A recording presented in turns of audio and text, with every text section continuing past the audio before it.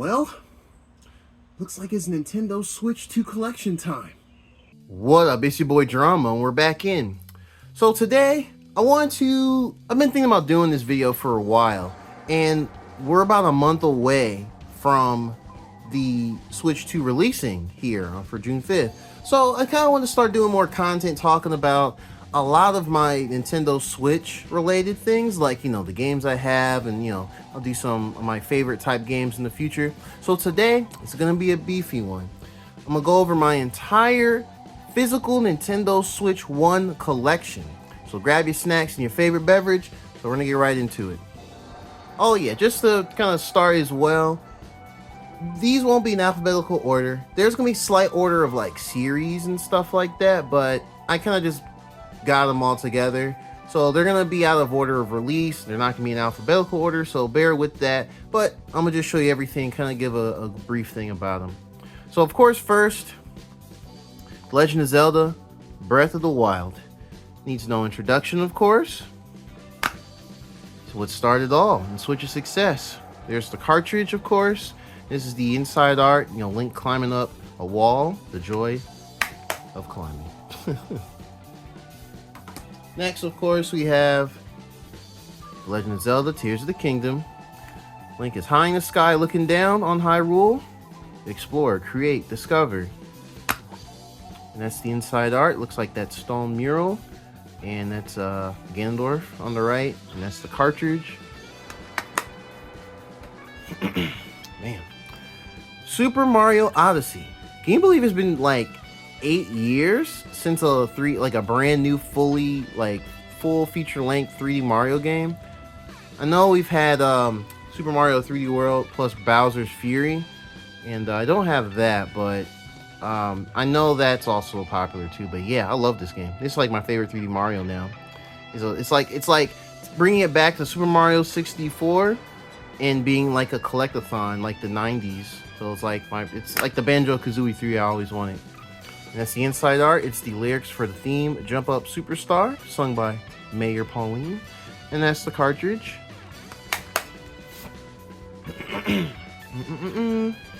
Donkey Kong Country Tropical Freeze with new funky mode. This was a blind spot for me on the Wii U. And I know the press was not kind to this game because the press weren't really looking at another Donkey Kong Country Returns type game by Retro Studios. I think people were happy with the Wii one, but when the Wii U one came, just Wii U stuff was kind of toxic back then for the most part. So it is what it is. But that's the back art. You have your four main Kongs: Donkey Kong, Dixie Kong, Cranky Kong, and Diddy Kong. And also Funky Kong in the funky mode, which is kind of like an easy mode, but you can do more moves. So I know there's some people that do speedrunning tactics like that too. And this is the inside. Oh yeah, the inside, that's right. It's a reversible cover. I'll show these off for you guys real quick.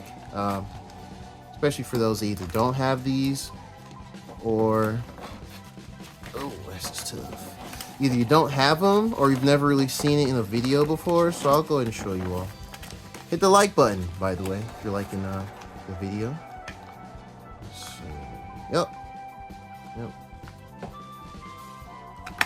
Yep, so that's what it looks like. Donkey Kong with Funky Kong, and then some more art of nothing but Funky Kong. Oh, that's his barrel. I've actually never done funky mode in the game, but that's cool to see.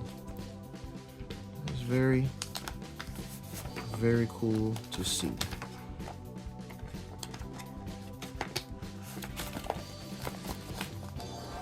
And of course, here's the cartridge. Looks just like the key art. Luigi's Mansion 3. Man, this one was like, I knew it was gonna be good, right? Because the first Luigi's Mansion it's like a cult classic at this point. I know it was kind of a weird game to launch the Nintendo GameCube with it because it was just Luigi, although Luigi's my boy. But the 3DS game, Luigi's Mansion Dark Moon, which did get a re-release on the Switch, I think it was 2 HD. That one was good too, but it had a more mission-based structure, so it wasn't just exploring one full mansion and kind of collecting all the ghosts and whatnot. This one kind of bridges the two in a sense. It's one full like hotel where each floor is like its own theme, and it's really really good actually. Like it has 2-player co-op, and it's got a lot of cool puzzles, and it's pretty awesome. It's definitely, it might be my favorite. It might be my favorite of the 3 for sure. And that's Guiji at the top. This is the inside art. This is the lobby of that hotel, and that's the Polterpup, the doggo, and that's the cartridge. Super Smash Bros. Ultimate. You know, everyone is here except for the DLC. I always wish Nintendo re-released this with all the DLC characters on cartridge, but then they probably have to like, I think this is already a 16 gigabyte cartridge, so I feel like it might need a 32 gigabyte, but it'll be worth it just to have everything on cartridge for collecting purposes. But yeah, it's a Smash Bros. Ultimate. It's probably my favorite, if right up there, Super Smash Bros. Melee. This is the entire launch cast, which is massive, massive. And then of course that's the cartridge. Kirby Star Allies. I actually got this and played it some years after it originally released, and I really wanted to play it to just kind of see what they're trying to do with the game, because it has a lot of the nostalgic characters you can get on your side. It's a pretty average Kirby game for the most part. The level design's pretty straightforward, nothing too crazy.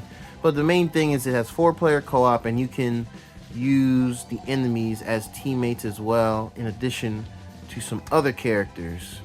I don't think they show them on the art. Yeah, the other characters were DLC, and they came back from all the previous games. Still a fun little romp. Kirby's always fun.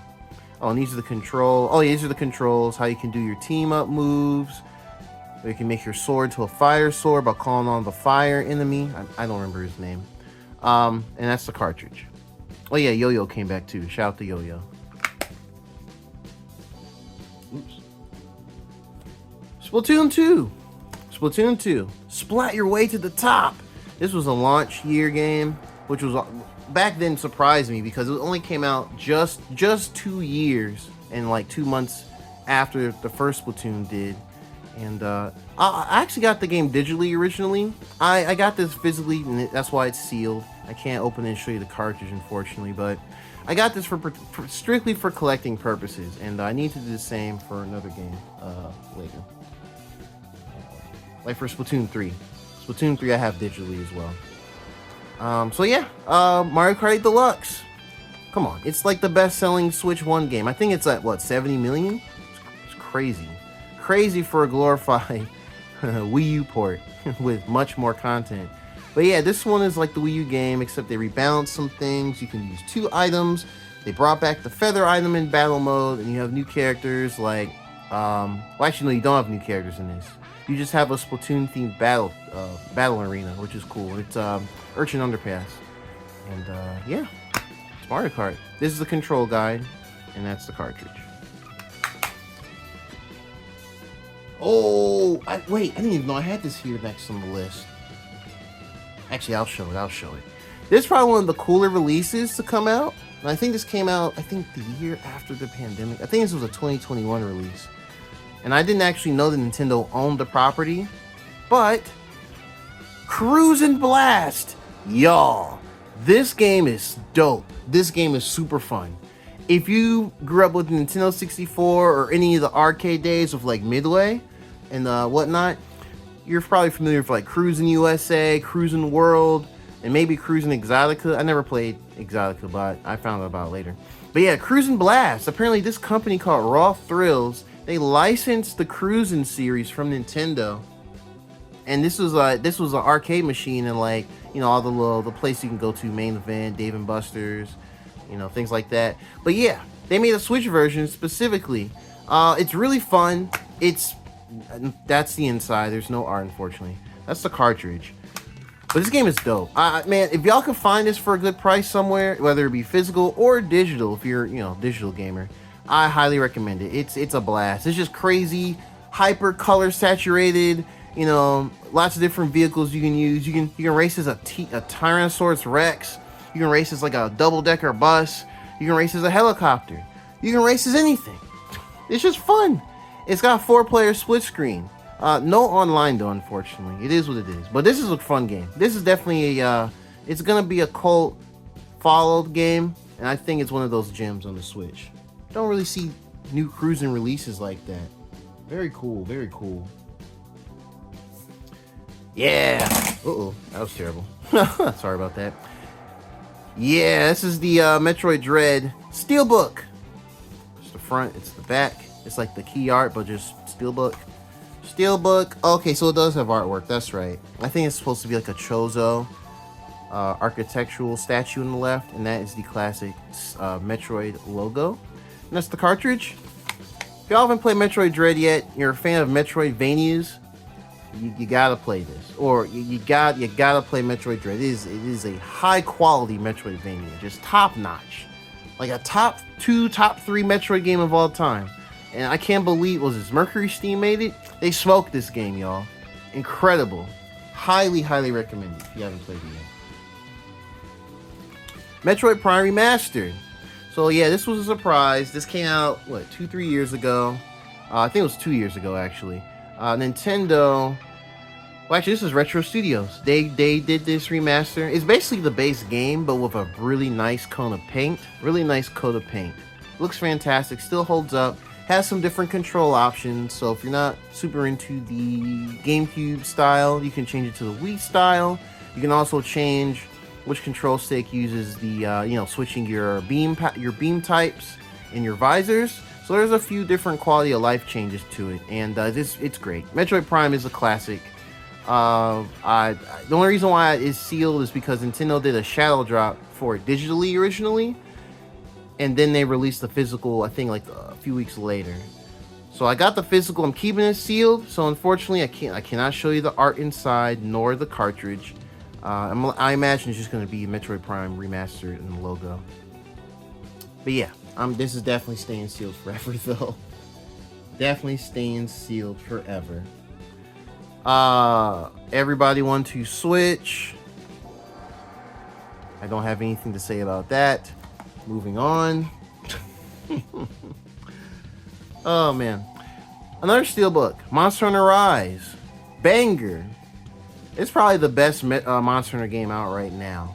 Monster Hunter Rise with the Sunbreak expansion, I think it's the best modern Monster Hunter experience. So sorry, Monster Hunter World Iceborne fans, and sorry, as much as I love Monster Hunter Wilds this year, Monster Hunter Wilds needs more content. That's all it is. But, once that G rank or Master rank comes out, it will probably, I can see being on par with this. But yeah, this is a Steelbook. It's the inside, no art, and that's the cartridge. If you really like Monster Hunter, I recommend it. And it's more like the, it's also more like the, sort of more like like a blend of the classic Monster Hunter, like pre-Monster Hunter World, and some of the quality of life and modern sensibilities as Monster Hunter World. So it's a nice marriage of the both. Prince of Persia: The Lost Crown. Now this is definitely in my immediate backlog. I got it last year for a good price. I've heard great things about it. I know it's by the team that did Rayman Legends back in the day, the 2D Rayman game with with the Viking girl in it, in Glowbox. But yeah, I can't show you anything on the inside. I really like this cover, because it's a really vibrant blue. Like, it's really vibrant. I like the hues. It's like straight up blue, some yellowish, greenish, tealish. It's a really attractive cover, and I'm gonna get to it sometime this year for sure. For sure. Pac-Man World Repack. So back in the day, back in the original G4 days, when they had like Cinematech, they would show gameplay of, they showed gameplay of Pac-Man World 2. But I always wanted to try these because I think this one was just a PlayStation release originally, and I did not have a PlayStation 1 growing up. And I like my 3D platformers, and I like Pac-Man. So I did get this, and it's pretty solid. Like it definitely, it's like I think they changed some things from the original release, but it's cool. You collect dots. You have to jump and slam down on different things. It's a fun game. If you like Pac-Man and 3D platformers from like the 5th generation, PS1, Nintendo 64, Sega Saturn era, then yeah, I'd definitely say check this out. It's also on other consoles as well. And this is actually a good version of the game too. There's a 60 frames per second focused performance mode in it, and they did not announce it at all until the game came out. People found out about it. So funny enough. But yeah, this is a solid game. Dusk Diver. I actually don't talk about this much. This is a P-Cube game. So this is definitely one of those mid-budget type of games, somewhere between budget and mid-budget. It's kind of unique in the sense of your plays the chick right here. I forgot her name. It's been a while. It's been quite a while. But this is basically like a dungeon crawling beat 'em up game, 3D dungeon crawling beat 'em up game with like an aspect where you walk around this version of Taipei. I believe that's Taiwan. Yeah, so Taipei, Taiwan, and that's pretty cool. And it's it kind of runs a little rough on Switch, I'll be honest, but once you get to the actual beat 'em up parts, it's actually fun. You basically just punch, kick, uppercut, link together combos, use some special moves with these demons in the game. The aesthetic is somewhat similar to Persona, not exactly, not like the menus, but the vibe is similar. But yeah, you have a lot of parts where you have the characters talking as portraits, like in this image there. But yeah, it's an interesting little game. I like to keep it in the collection. It's not the best game of all time, but it's something to play. You can get through it. It's definitely an in-between game if you're looking to wait for big releases. Clubhouse Games 51 Worldwide Classics. Now this was a pandemic gem. I'm gonna keep it, yeah, like for those, we don't want to talk about COVID and COVID-19 and 2020. We like to push that away, but it happened. And this was one of those games I think there's probably a number of us that either were family or friends. This came through. This is a collection of a bunch of different board games. You have stuff like Mancala. You have some card games similar to like Uno, Texas Hold'em. You got Mahjong. You have Four of a Kind. Four Kinds Connect Four. There's like so many different games. They even had like a version of like bowling and golf. Bunch of little games. Some of them were like single player. Some of them were 2-player. Some of them are up to 4-player. And you have full online and local play for some of them. I believe this game is getting a Switch 2 edition. Not a Switch 2 edition, but I think it's getting some form of a Switch 2 update. And if I remember by the time Switch 2's out, I'll let you guys know what that is. It's on next month or so. But yeah, this was dope, man. And as you can see, they're playing Othello on one Switch. You can do that. It's a really good collection. If you're really into playing the board games with family, I would recommend this for sure. And I think it's probably, you probably get it for like $30, roughly. 20, 30, pretty cheap. I think it was a $40 release when it first came out. Definitely held me down during the pandemic. Oh, here we go. This is getting to some fun stuff here. I'm really proud of this set. Xenoblade Chronicles Definitive Edition. This came out in 2020. This got me into the Xenoblade series. This was the one. Like, I know 2 came out before this by like a few years, and I watched my friend at the time we were living together. He was playing through Xenoblade Chronicles 2. I tried the first Xenoblade Chronicles years before that, like I want to say over a decade ago now, and I borrowed it from another friend on the Wii. And I guess back then I just was younger, and I don't know, that game was pretty for the Wii, but I don't know, I just didn't get into it. I barely got to Gower playing back then. But yeah, I played through this and I really enjoyed it, y'all. I really enjoyed it. It was like a revelation. The scope of this fantasy world, the combat, the characters, the riveting story, the lore that they're building. It was amazing. It's definitely one of my favorites. And this game made me more of a bigger RPG fan too. So it's wonderful. It's wonderful. I'm gonna keep this here for now. I'm gonna do this for all the series actually. Xenoblade Chronicles 2. So this is sealed. Oh wait, I'm sorry. I didn't. My bad. I did not open the inside. Here's the artwork, which is the artwork for the Xenoblade Chronicles Future Connected epilogue story that was included with this definitive edition. It's a little bit after the first game, or this game's story. You mainly play as Melia, but you can also play as Shulk. And, Shulk has his fit updated here. And then you have 2 of the Nopons, whose their names escape me. I forgot. Oh, it's been a while. But yeah, it's included in the game. And then that's the cartridge. Alright, let's put it over here. Alright, back to it. Xenoblade Chronicles 2. Now, I know some folks don't think highly of this Xenoblade Chronicles game for some of the mechanics and some of the character design, but all in all, this is also a very good RPG. All the Xenoblade Chronicles games are excellent in my opinion. They have different strengths and weaknesses. I think this one's story can hit a bit harder than this one at times, but you gotta get through the first third of the game. It's a bit slow going, but once things start moving and moving quick, it's hard to put down. It's hard to put down. This is sealed because I actually originally played this. I think I played this in 2021 or 2022. I kind of did like a Xenoblade. I did a Xenoblade marathon personally. So it's sealed.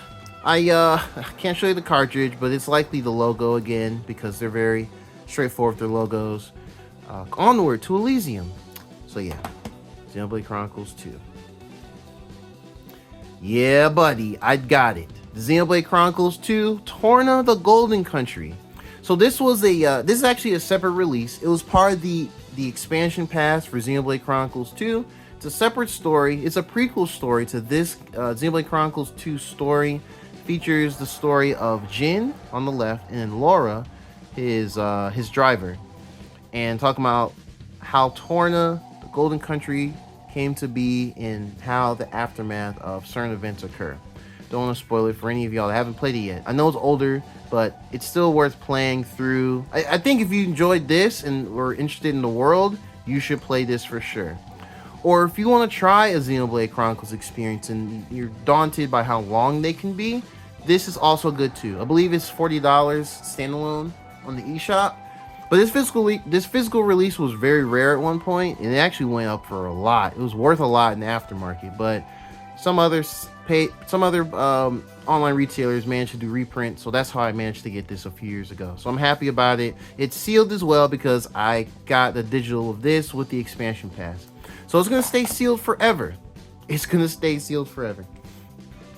Xenoblade Chronicles 3, my GOAT. It's actually my favorite Xenoblade game.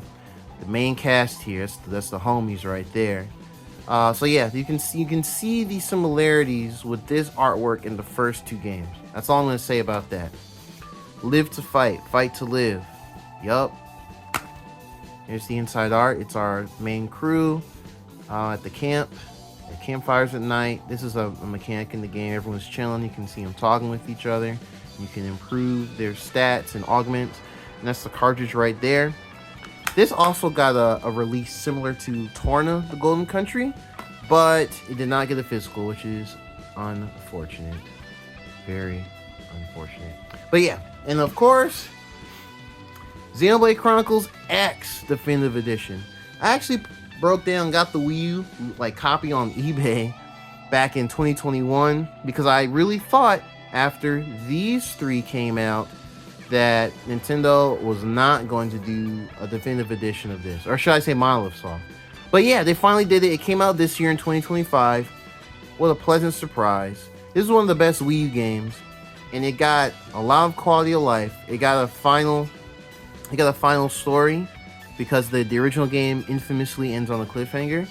But yeah, and I've been playing this off and on since it came out back in March, but I kind of put it down for a bit because I wanted to wait for the Switch 2 and any potential upgrades I can get for it.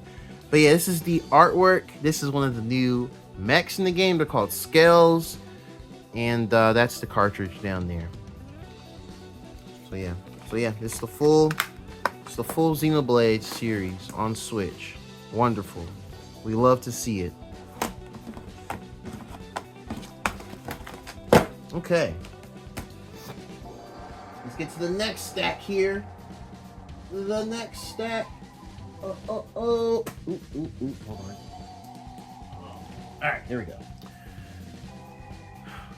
Crisis Remastered.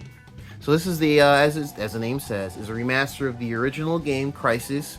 You know, some of us that have been gaming for a good minute, you know the jokes. Can it run Crisis? Well, the Nintendo Switch can run Crisis, and it runs it pretty well for the hardware. I beat this for the first time last year in 2024. It's got some pacing things, but overall I enjoyed it. It's more of a sandboxy kind of a first-person shooter with sudden sci-fi elements. Definitely interesting. It's actually a pretty good-looking game on the Switch too, for the most part. But yeah, it's an interesting game. I wouldn't say it's the best first-person shooter, but it's definitely one to check out. And that's the cartridge. Unfortunately, no artwork, just white. See, just white. There's a card though, art card. Cool. Is there anything on the back? Nope, just white. Okay.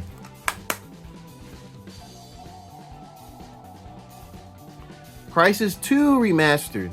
So I actually used to have this original Crysis 2 on the Xbox 360 back in the day, and I never finished it, and I never played the first Crysis, so the story confused the heck out of me. And it's still a weird, wacky story. I finished this for the first time late last year. Was it? Yeah, late last year. I finished this for the first time late last year. This one is more of a urban, it's like in the city, linear first-person shooter experience. So it's definitely structured a bit differently from the first Crysis. But mechanically, it's a bit more sound, and it's still fun to play. And you can also do augments to your weapons more. So yeah, I definitely recommend that one as well. Oh, and that's the back. Aliens, Plague, Apocalypse. This time, it's twice the Crysis. These games are wacky, y'all. Wacky sci-fi stories.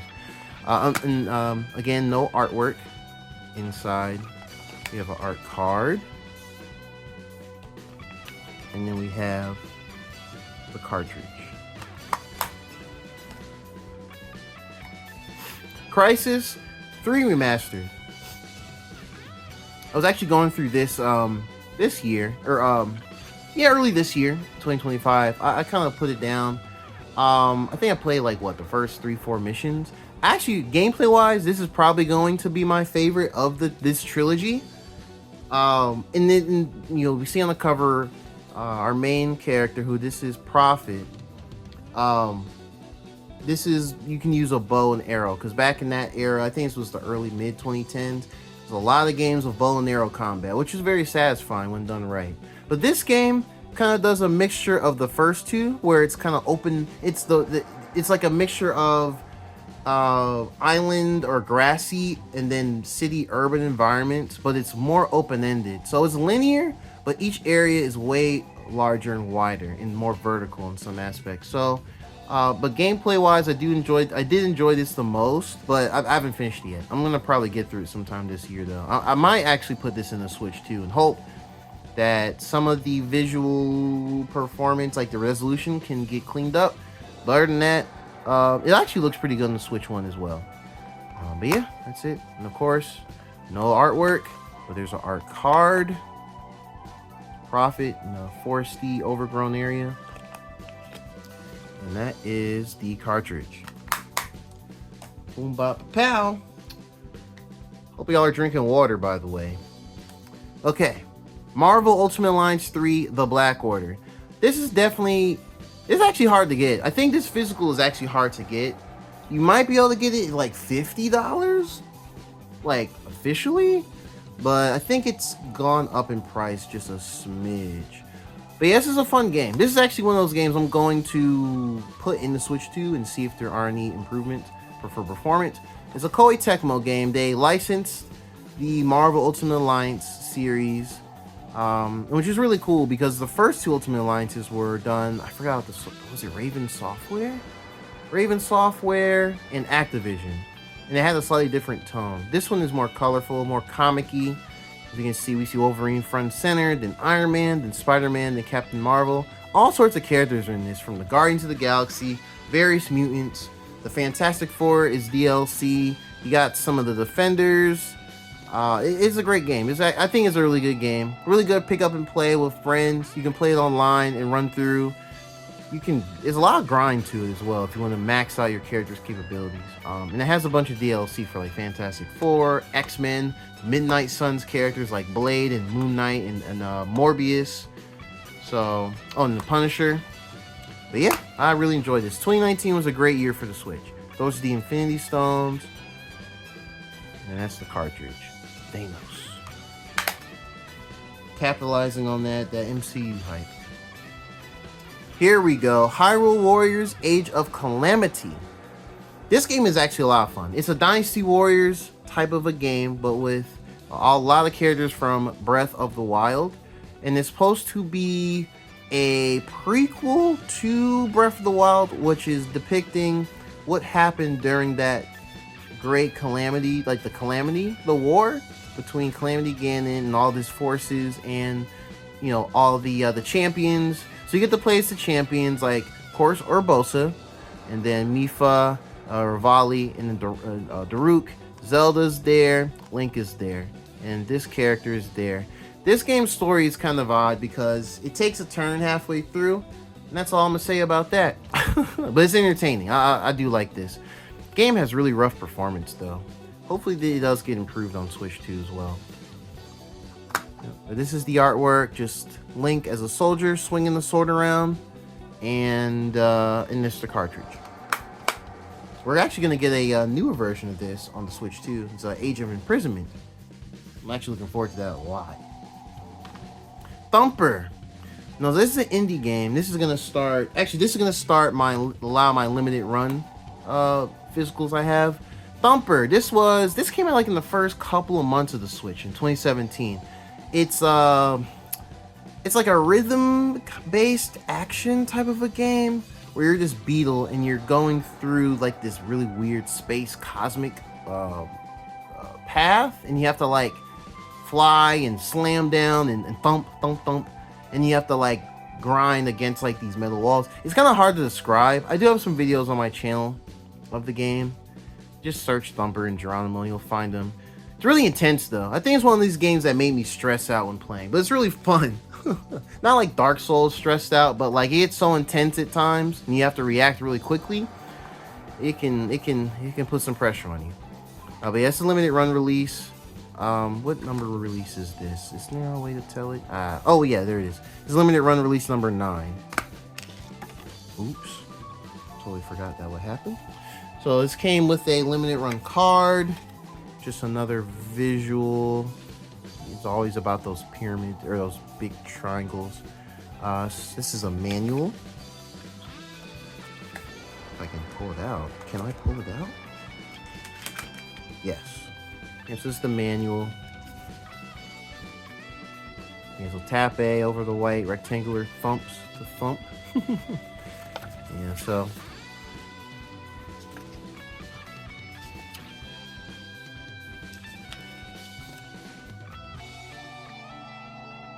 Advanced scoring.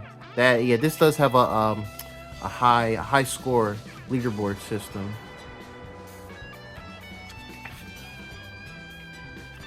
I think these people that made this were making another game, not like this way. Oh yeah, this is actually kooky. This is like one of the bosses in the game. It's wild. This is a wild game, but it's really fun. I do recommend it. It's out on everything as well, by the way. Oh, and notes. Oh yeah, it's old school.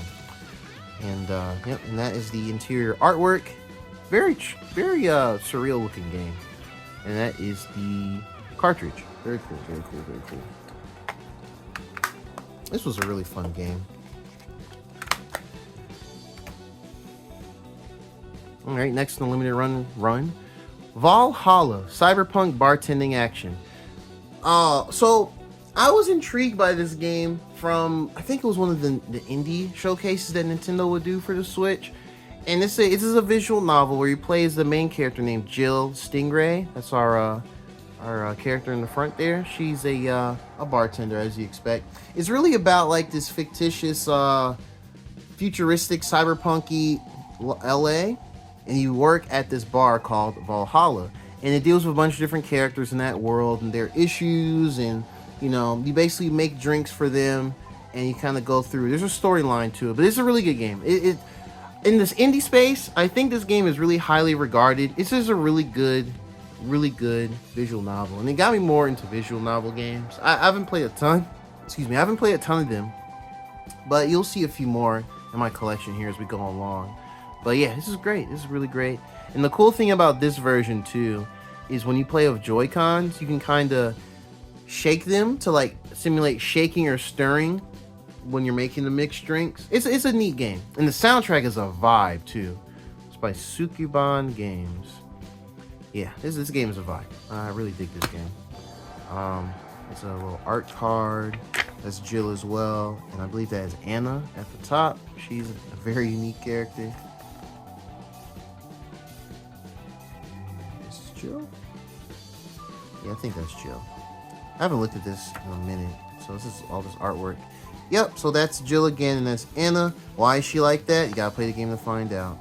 That's Alma. That's her friend. That is the boss, Dana, of the bar. And this is kind of just some other artwork. Very cool game. Oh, and there's the interior artwork. I don't know who drew this, but we see Jill, the boss on the right. What's this dude's name? I forgot. He also works there at the bar, Valhalla. I forgot his name. Oh well. It's not Vincent. It's not. And that's Anna on the left again. And then that's the... if I can get it to focus. Oh, there we go. And that's the cartridge.